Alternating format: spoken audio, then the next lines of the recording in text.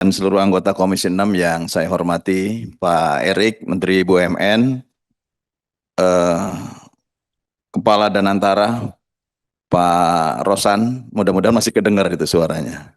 Pak Rosan, dan kemudian para Wakil Menteri, saya sebut sahabat Pak Tiko, Pak Doni, karena Pak Doni juga adalah Wakil Menteri. Dan tentu sebagai COO lagi. di BPI Ada Danantara. Pak Aminuddin Ma'ruf. Oh, Pak Anirudin masih Wakil Menteri ya? Oh, ya, ya, ya. Wakil Menteri 3 dan jangan lupa sebelah kiri Wakil Menteri Ya, 4. Pak Sekjen, Nah, Pak Arya Sinulinga. Wakil Menteri 4. Itu selalu saya sebut. Ada beberapa hal yang tentu saya ingin pastikan betul terkait dengan apa yang barusan dipresentasikan baik oleh Menteri BUMN maupun oleh Kepala Badan Investasi Danantara. Dan saya kira Pak Erik, saya ingin mendapatkan keterangan dulu untuk lebih jelas. Ini Dewan Pengarah, Dewan Penasehat, Komite Pemantau, dan Akuntabilitas ini garisnya kemana gitu ya. Dan dibuat dalam warna abu-abu gitu loh. Jadi mohon ini juga harus lebih jelas.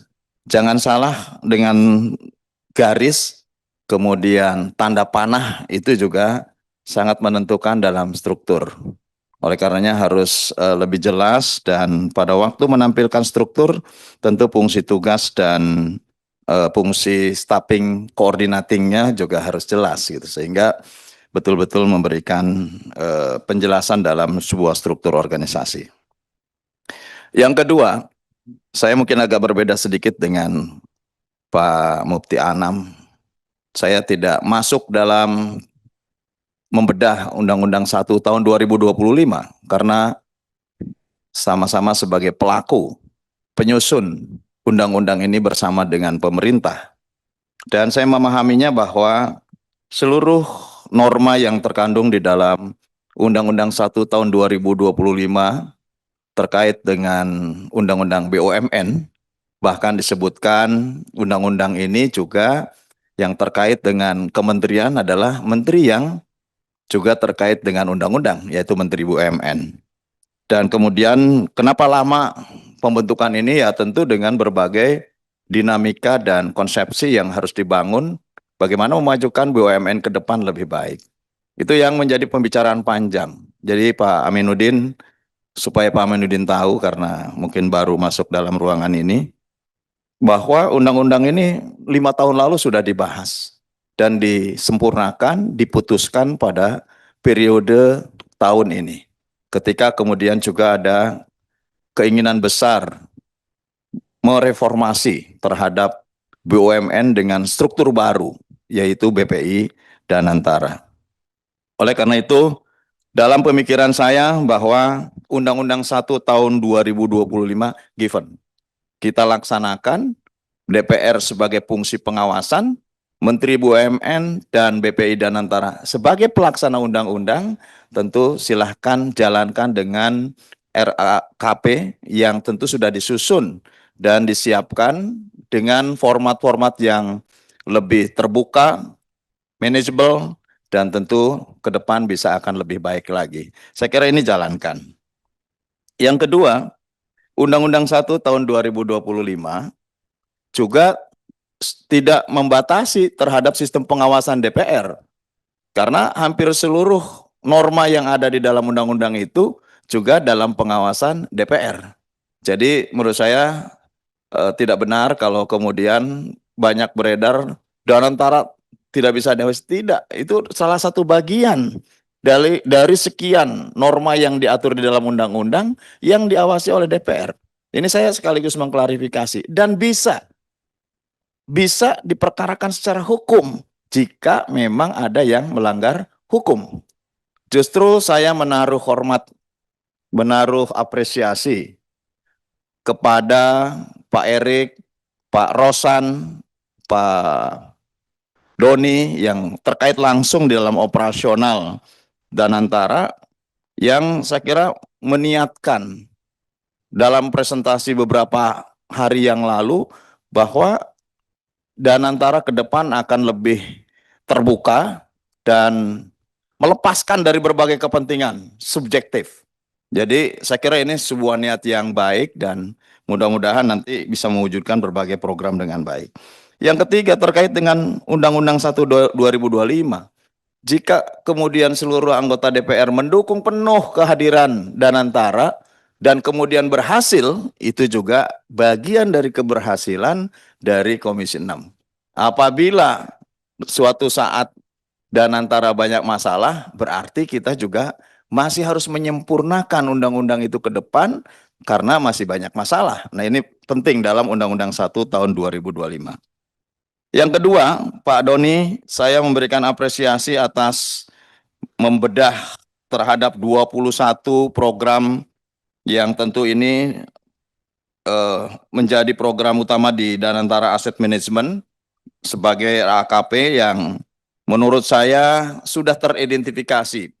Masalahnya sudah teridentifikasi. Memang belum dilaksanakan dan akan dilaksanakan. Namanya juga rencana anggaran kinerja perusahaan. Masih rencana. Dan ini adalah pertemuan pertama kali menurut saya. Ini adalah raker pertama kali. Oleh karena kick off ini. Jadi kalau lama-lama dikit Pak Andre, wajar ini pertama kali nih. Nanti yang kedua, ketiga, kecuali kalau masuk dalam substansi yang sudah diterangkan, menurut saya itu batasi. Tapi jangan lupa substansi undang-undang. Ya, substansi kan sudah tadi saya. Cukup kan substansi? Ya. Nah, oleh karenanya dengan 21 program yang sudah dicanangkan, baik itu masuk dalam kategori restrukturisasi, streamlining konsolidasi bisnis, dan pengembangan bisnis, saya memahaminya ini adalah sebuah rencana yang akan dijalankan oleh Danantara Asset Management atau super holdingnya, atau yang disebut dalam dua sayap Danantara adalah holding operasional. Kami paham itu dan kami menaruh apresiasi. Fraksi Partai Demokrat mempersilahkan ini untuk dijalankan dan tentu kami akan jalankan fungsi pengawasannya nanti di Komisi 6.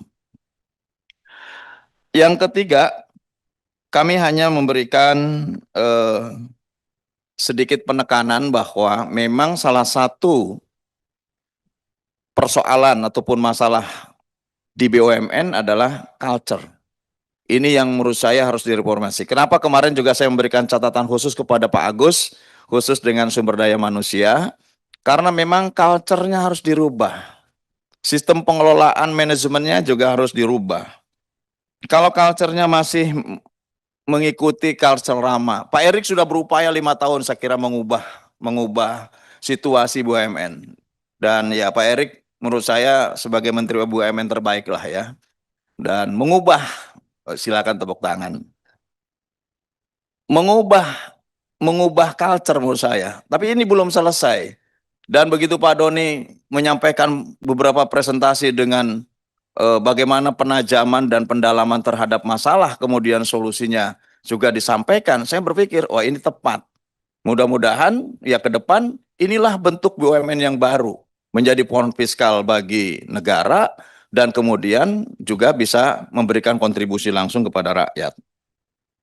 Paling tidak menurut saya ada 3 hal nanti Pak Doni yang diperhatikan betul ya. Jadi jangan sampai direksi-direksi BUMN itu ya karena ketidakenakan, karena itu, karena ini, kemudian mengabaikan 3 prinsip menurut saya. Knowledge, ilmunya harus cukup lah jadi direksi itu. Punya ilmu yang cukup, punya pengetahuan yang sama. The right man and the right job. Kemudian punya skillnya juga cukup. Sehingga dia mampu untuk bisa menjalankan tanpa harus berpikir lama lah gitu ya. Paling tidak berpikir lama. Attitude ini BUMN itu kadang-kadang BUMN-nya rugi, dianya hidup mewah. Ini berulang kali saya sampaikan. Para pelaku atau pegawai BUMN-nya mewah-mewah, perusahaannya rugi. Jadi kontradiktif dengan BUMN, yang pada akhirnya yang rugi negara gitu. Karena ini perusahaan negara, bukan perusahaan orang tuanya. Kalau Pak Erik sejak kecil sudah menjadi orang kaya.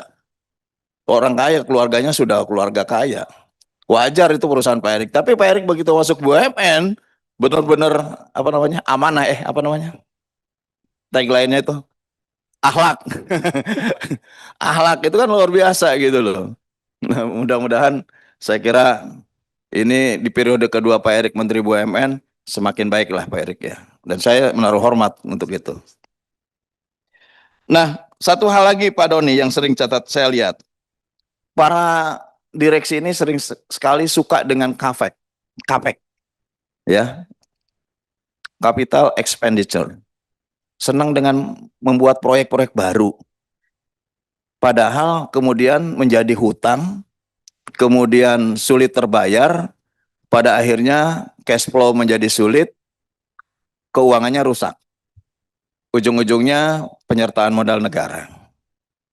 Dan kemudian pada akhirnya ya mereka minta penugasan. Ini yang menurut saya tergambar dan sudah teridentifikasi oleh dan antara aset manajemen oleh Pak Doni dan kawan-kawan sudah tergambar, sudah teridentifikasi, dan dalam simulasinya saya melihat benar juga. Kalau ini lama-lama terus, ini menjadi sebuah persoalan yang semakin dalam, persoalan yang semakin besar. Dan menurut saya inilah yang saya meyakini ke depan duet antara Kementerian BUMN dan Danantara ini mampu untuk bisa memberikan solusi yang terbaik. Atas masalah-masalah itu, saya tidak ingin mengungkapkan masalah di sini. Karena merasa saya sudah cukup menyampaikan masalah pada waktu pembahasan secara detail bersama Pak Doni. Yang terakhir yang penting dibangun adalah kolaborasi antara Kementerian BUMN dan BPI Danantara. Ini yang harus diperjelas, hubungan kinerja antara tugas yang harus dilaksanakan oleh Kementerian BUMN dengan BPI Danantara. Saya kira ini penting untuk dituangkan dalam konsepsi yang lebih jelas. Sehingga apa tugas Kementerian BUMN, tugas Danantara, ini jelas. Nah, kalau ini sudah jelas kedua-duanya dan kemudian saling mendukung, saya kira ini duet maut ke depan. Ya. Baik untuk pengembangan terhadap institusi BUMN di dalam negeri maupun bisa ekspansi usahanya ke luar negeri akan lebih kuat. Dan ingat bahwa kelahiran Danantara ekspektasinya begitu tinggi. Baik dari Presiden Republik Indonesia Pak Prabowo Subianto maupun dari masyarakat. Kelahiran Danantara ini betul-betul menjadi harapan besar, bisa menjadi pendorong, bisa menjadi pembangkit terhadap ekonomi Indonesia, bisa menjadi pendongkrak pertumbuhan ekonomi Indonesia. Nah, oleh karenanya harapan besar ini ya harus dijawab dengan kinerja, dijawab dengan hasil, dan tentu harus dilakukan secara akseleratif dengan percepatan dan waktunya sangat terbatas. Kekuasaannya 5 tahun. Kalau bagus dalam 5 tahun ya bisa dilanjut. Kalau tidak baik dalam 5 tahun ya wassalam bisahab gitu ya. Nah, itu yang harus menjadi batasan kita bersama. Dalam kekuasaan sistem negara ada batasan waktu, itulah yang harus dikejar. Timeline-nya seperti apa? Itu yang belum muncul dari Pak Doni. Timeline untuk bisa mencapai terhadap 21 ini, misalkan 5 persoalan selesai dalam 1 tahun. 10 persoalan ini bisa rapih dalam 1-2 tahun misalkan. Persoalan maskapai tahun depan udah selesai Pak, tahun depan. Persoalannya Ibu apa ya? Yang ngurus apa ya Ibu ya? Ngurus bandara ya Bu ya?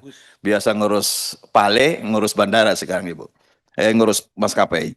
Kereta cepat akan selesai dalam 2 tahun, selesai misalkan. Ini Pak yang harus, nah sehingga selanjutnya sebagai anggota DPR kita mengawasi ini sambil mendorong, jangan sungkan-sungkan. Kalau ada kebijakan yang tentu ini menjadi hambatan di dalam pelaksanaan di eksekutif, ya sampaikan sehingga tidak tabu bahwa undang-undang yang baru lahir tahun 2025 ini 2026 bisa gitu. Kalau memang ada hambatan-hambatan regulasi. Saya kira demikian Pak Ketua, terima kasih.